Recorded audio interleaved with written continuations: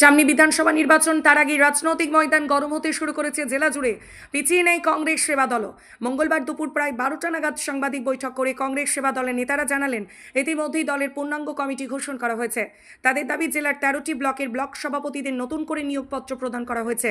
জেলা স্তর থেকে শুরু করে বুথ স্তর পর্যন্ত সংগঠনকে আরও শক্তিশালী করতে আগামী দিনের কর্মসূচি নিয়ে আলোচনা ও পরিকল্পনা করা হবে বলেও জানান তারা।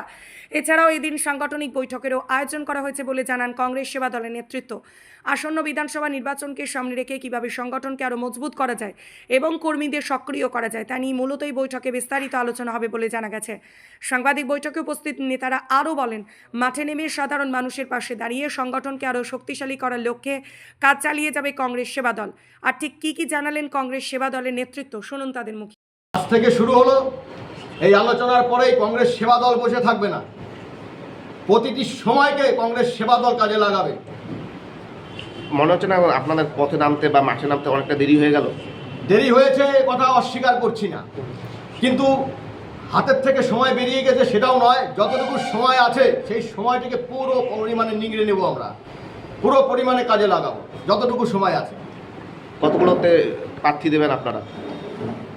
ইতিমধ্যেই তো আমাদের রাজ্য সভাপতি পরিষ্কারভাবে, শুভঙ্কর সরকার বাবু পরিষ্কারভাবে ঘোষণা করে দিয়েছেন যে একক শক্তিতে কংগ্রেস লড়ছে। আমাদের জেলায় 9টি বিধানসভা রয়েছে, 9টি বিধানসভাতেই জাতীয় কংগ্রেসের হাত প্রতীকে লড়াই হবে। দলকে শক্তিশালী করার জন্য আপনাদের সংগঠন কাজ করবে।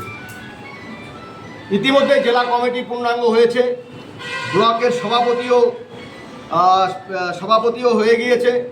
এখন কোচবিহার জেলায় আজকে আমরা আলোচনার ভিত্তিতেই ব্লক, অঞ্চল এবং বুথস্তর পর্যন্ত সংগঠনগুলোকে খুব দ্রুতই আমরা সাজিয়ে নিয়ে সামনের বিধানসভা নির্বাচনকে পাখির চোখ করে আমরা এগোচ্ছি।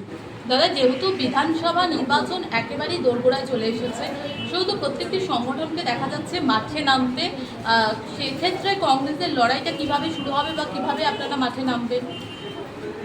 ওই যে বললাম যে আজকে তৃণমূল দল রাজ্যে ক্ষমতায় দখলের পরপরই আমাদের বিভিন্ন নেতা কর্মীদের বিভিন্ন মিথ্যা মামলায় জড়িয়ে দিয়ে এবং আমাদের যে পার্টি অফিসগুলো আছে সেগুলো দখল করে রাজত্ব চালাচ্ছিল ঠিকই, কিন্তু ওই যে বলে পাপ বাপকে ছাড়ে না।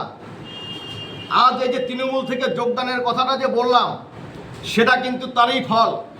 আপনারা দেখতে থাকুন, সারা জেলা জুড়ে তৃণমূল থেকে বিশেষ করে এই ছোট বড় মাঝারি নেতারা যোগাযোগ করছে আমাদের সঙ্গে। যারা দুর্নীতিগ্রস্ত তাদেরকে কোনোভাবেই দলে জায়গা দেওয়া হবে না, কিন্তু যারা সয়েলে থেকে তৃণমূলটা একটা নিষ্ঠার মধ্য দিয়ে করে এসেছেন, যারা দুর্নীতিতে কোনোভাবেই নিজেদেরকে জড়াননি, সেই ধরনের পরিচ্ছন্ন ভাবমূর্তির কর্মীদেরকে আমরা স্বাগত জানাবার জন্য মুখিয়ে আছি। বিধানসভা